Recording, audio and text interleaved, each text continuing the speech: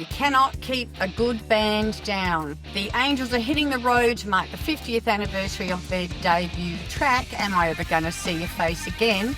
A song that is an indelible part of the Australian culture. They'll be in a town near you from June till November.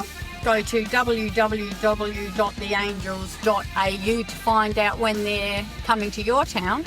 Celebrating a song instantly recognised by its famous ambulance siren guitar riff, a song that seems to get bigger and bigger every year. We were lucky enough to catch up with founding member, one of the Brewster brothers, John Brewster, to find out all about it.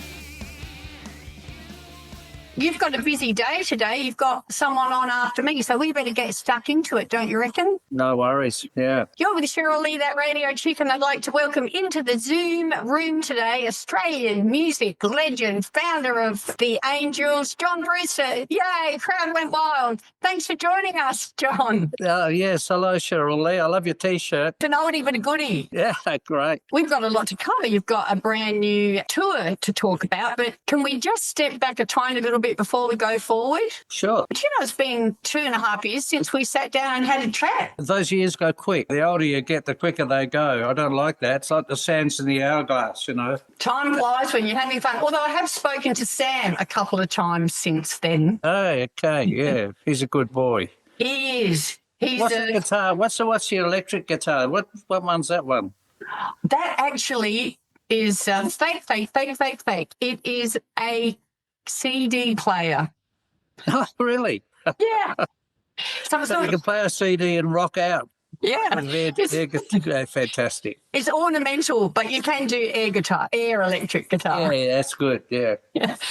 Now, you come from a very long line of classical musicians, which probably heavily influenced your Symphony of Angels that you did in collaboration with the Adelaide Symphony Orchestra. Would that be right? Yeah, our grandfather, Hooper Brewster Jones, he's the founder of the Adelaide Symphony Orchestra back in 1936, and I've got a photograph of their very first rehearsal, and he's on the grand piano. Sadly, Rick and I never got to meet him because he died just 4 months before I was born at the town hall, the Adelaide Town Hall, after playing Mozart with my father conducting him. He's a bit of a family legend. He's really the guy that started the whole thing, and I was the black sheep of the family because I was a rock and roller, and you know. I was going to say that because Dad, Arthur Brewster Jones, he was a principal cellist in the Adelaide Symphony Orchestra and formed his own orchestra even.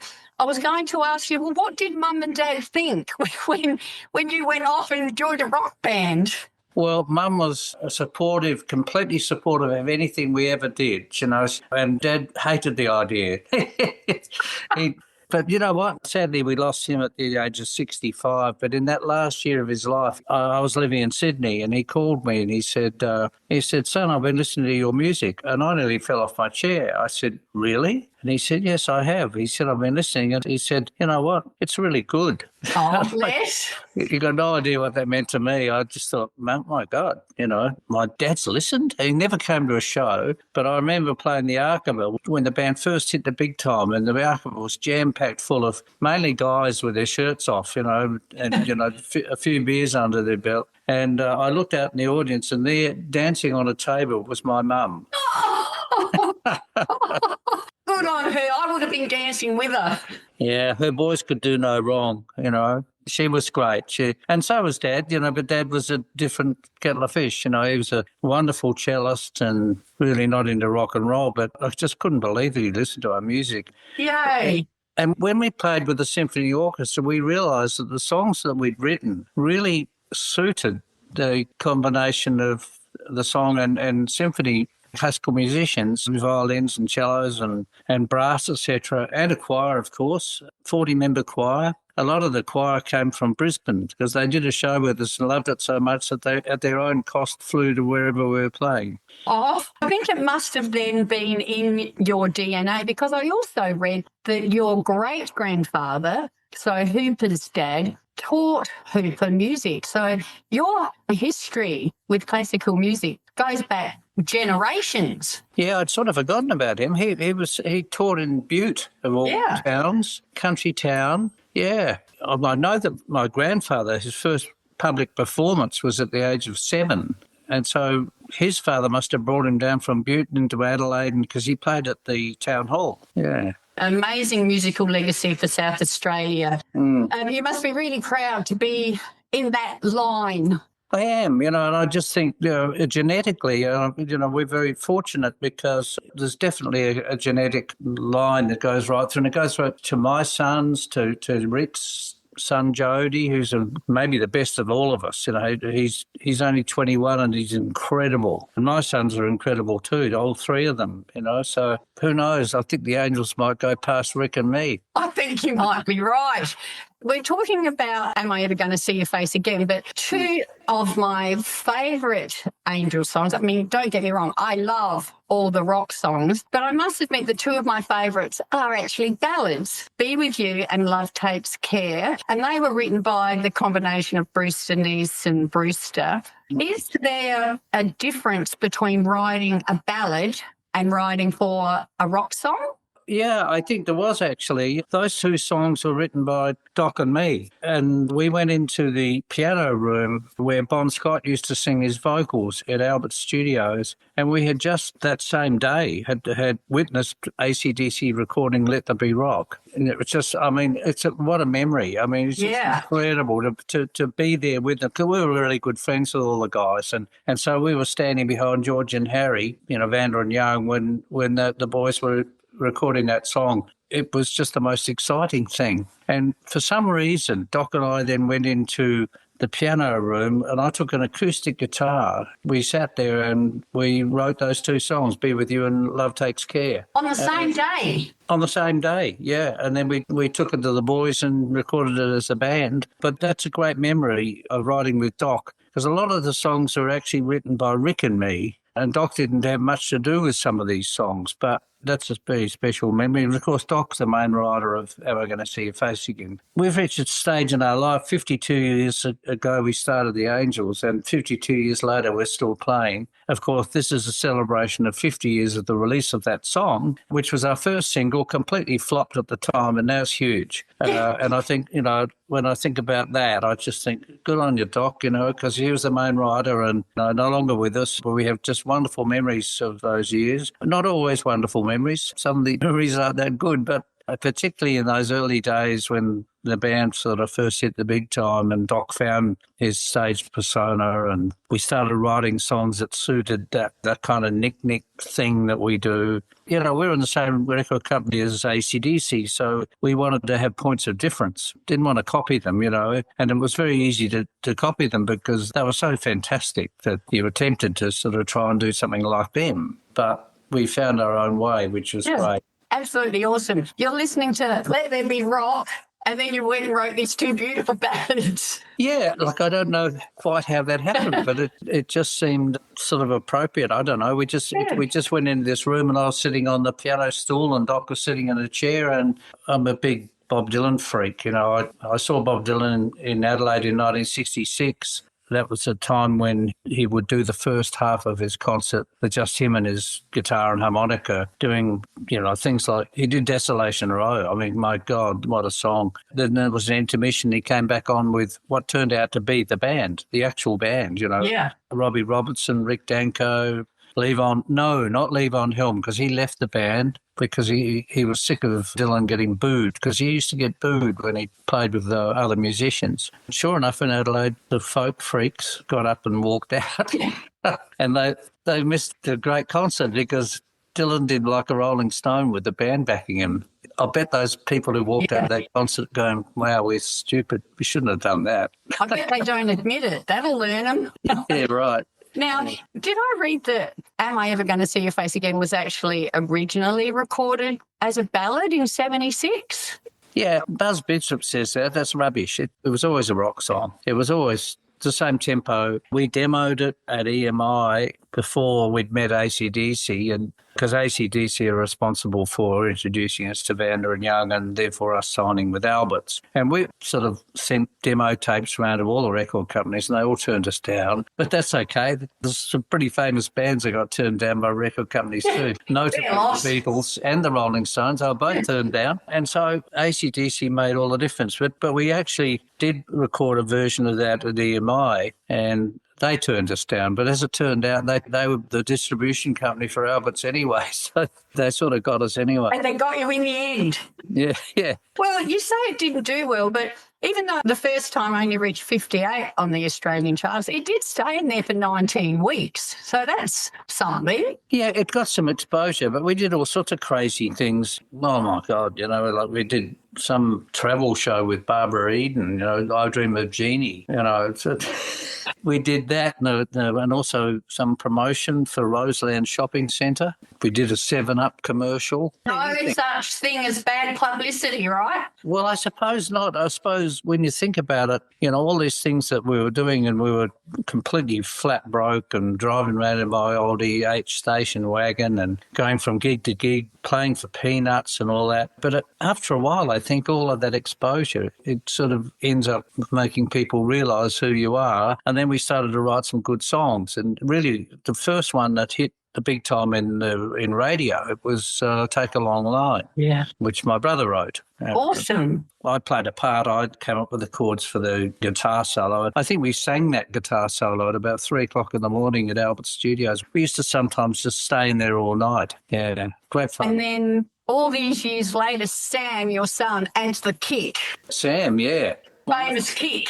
Oh, you've seen the kick, have you? Okay. Yeah, many times. Yeah, he's good. He'll be playing when we do the Hindley Street Music Hall. That's so exciting for us. Number one, it's a great venue. The Garve's also one of our favourite venues in the whole country. Wonderful venue. But so is the Hindley Street Music Hall. Of course, the lane that surrounds that venue is now the Angels Lane. We just think that's an amazing honour to be bestowed that lane in our name by the City Council. Just fantastic. Well, congratulations. We're going to talk about the tour of the 50th anniversary of the song. You're going everywhere, man, and you're finishing here in good old Adelaide where it all began in November.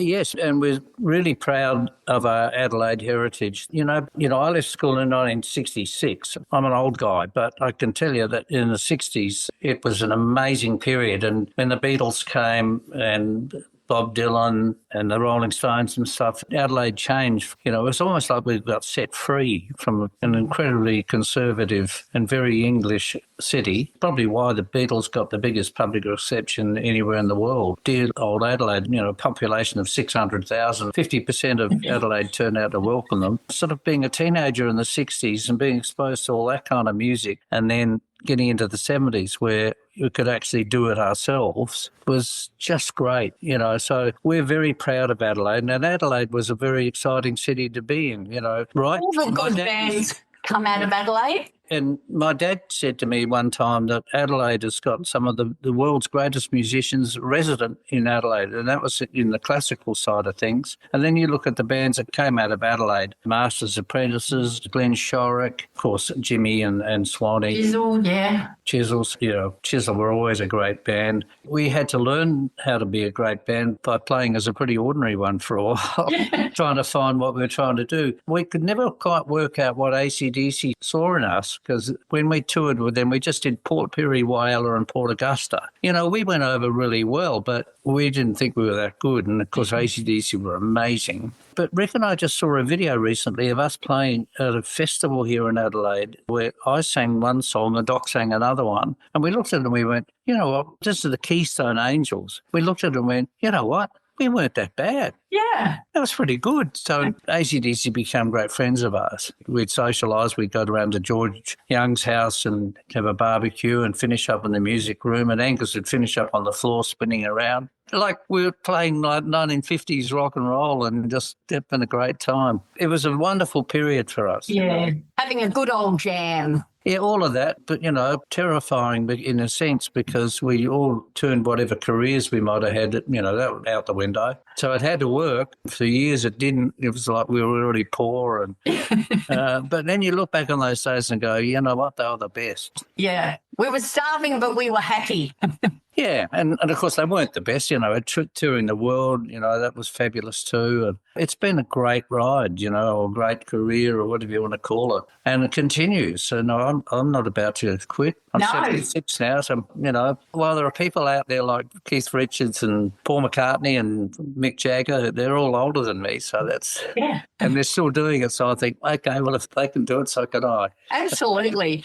This song, it is well worth celebrating. In 88, when it was released as the lead single from the Liveline album, it made number 11. That included the audience's expletive-laden response. Yeah. Daryl Mason said it's one of the most famous in Australian rock history. I reckon it's the most famous. Can you remember the very first time you heard the audience do that? Remember it as clear as a bell because in 1983 we played Mount Isa for the very first time. We had dropped the song from our set because once we did Face to Face, No Exit and Darkroom, there was a certain thing about those songs and those albums where we sort of thought, well, Face Again, yeah, it's a great song, but it sort of maybe doesn't fit the picture anymore, So we weren't doing it. But in Mount Isa, we had 3,500 people in the town hall there, and they wouldn't let us off the stage. We do the encore, and they kept on hollering for more songs. So in that little break, one of us said, God, let's play Face Again, So we did, and 3,500 people chanted that response, no way, etc. And so me being the great expert, because everyone said, what the hell was that about? And I said, it's probably just something they're doing in Mount Isa because, it's an isolated community. Somebody's obviously started and it's spread around. So let's put the song on the show and see if it happens anywhere else. Well, we worked all the way down the east coast of Australia, went across to Cairns, all the way down into Perth, into Adelaide, because we were all living in Sydney then, and then into Melbourne, then back to Sydney. Everywhere we played, they did it. And I think that's quite amazing because this is early 1980s. No internet, no mobile phones. No. You had to go to a phone box and put money in the thing. So how did that spread around the country like a wildfire? I really have no idea. No one does. There's a lot of people that say that they started it. Everybody wants to take credit. But you know what I love about it? It's very Australian, larrikin sense of humour. And I think even Albanese dedicated on a radio interview, live to air, the jock said, do you want to choose a song? And he said, yes, I'd like to choose Am I Ever Going to See Your Face Again by the Angels and dedicate the song to Peter Dutt. That was during the election campaign. Yeah. And he also, separately to that, he rated that his number one Australian song. And then, of course, 2 Triple J, with their Hot 100 Australian Songs of All Time, we came in at number 12 on that, with AC/DC's Thunderstruck came in at number 13. Yay! And we came in at number 12, and I went, oh, well, that's pretty good. We beat AC/DC. Also, that was the oldest song in the whole top 40. So it is a stayer. Yeah. And prior to that, in 2018, it was number 11 on Triple M's Ozist 100 Most Australian Songs of All Time too. It's a very significant part of Journey, and which is why we're calling this tour, Am I Ever Going to See Your Face Again 50 years on, because you remember the faces of people like Doc and Chris Bailey who they passed away, and then you also remember everyone else that ever played in the band, like Brent Eccles, Jim Hilburn, Bob Spencer, who replaced me for a while. I left the band for 7 years. Remember my great friend Alan Lancaster, who I worked with in the Party Boys and the Bombers, who passed away as well. I was next door neighbours to Alan Lancaster. Wonderful bass player, good songwriter. We had some wonderful years together. And then the roadies, you remember all the guys that went really over and above driving trucks around this country, and we took those guys overseas with us too. They just worked their butts off, and Jackson Browne said it all in that wonderful song about the roadies, because we could never have done what we did without them. No. So all of those people and some of the fans, some of the hardcore fans that would, if you're playing in Perth, they'd fly from Sydney to Perth to see our show. They're all faces. So it's kind of really appropriate. to reflect on all those people who've been around the band. And, of course, the people who are in the band now, we're just so lucky. We've got my son Sam playing bass, my son Tom playing drums. And it's not a family, it's become a bit of a family band because Nick Norton out the front, he might as well change his surname.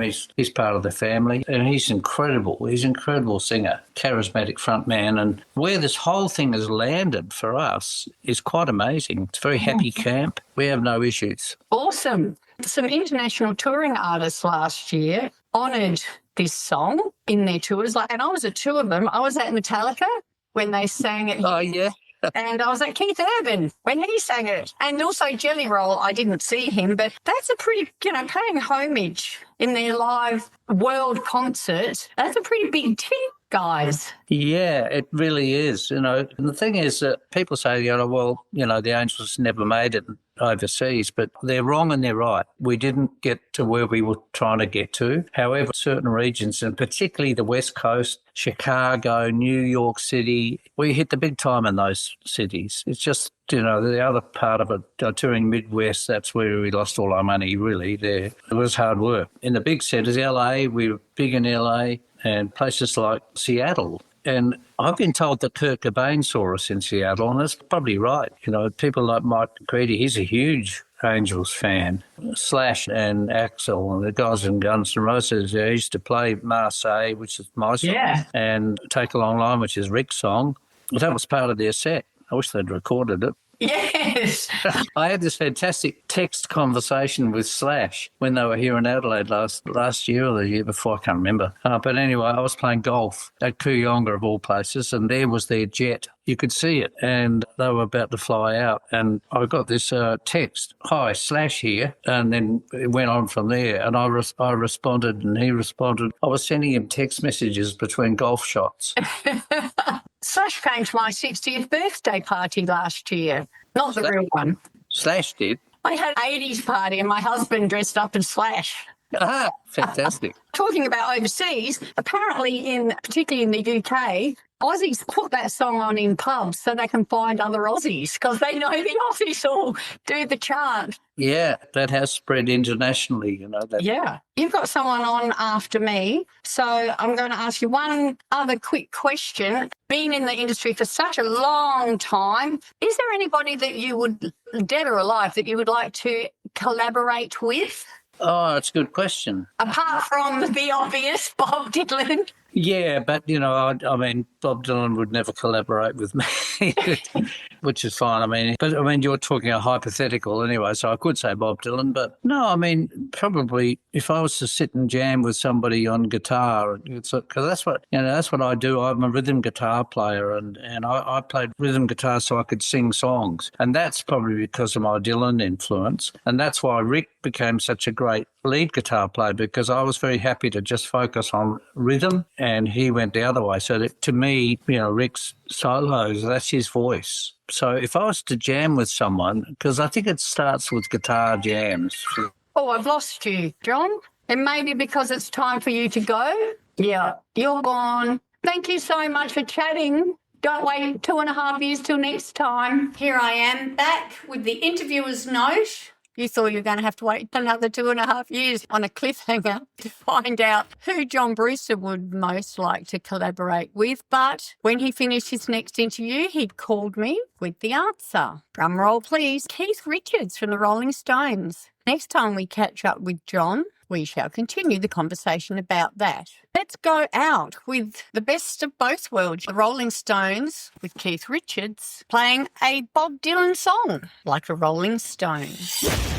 You are listening to Still Rocking It, the podcast with Cheryl Lee.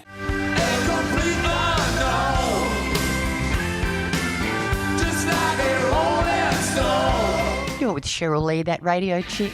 Thank you so much for joining me on the Still Rocking It podcast. Hope to catch you again next time. Get out when you can, support Aussie music, and I'll see you down the front.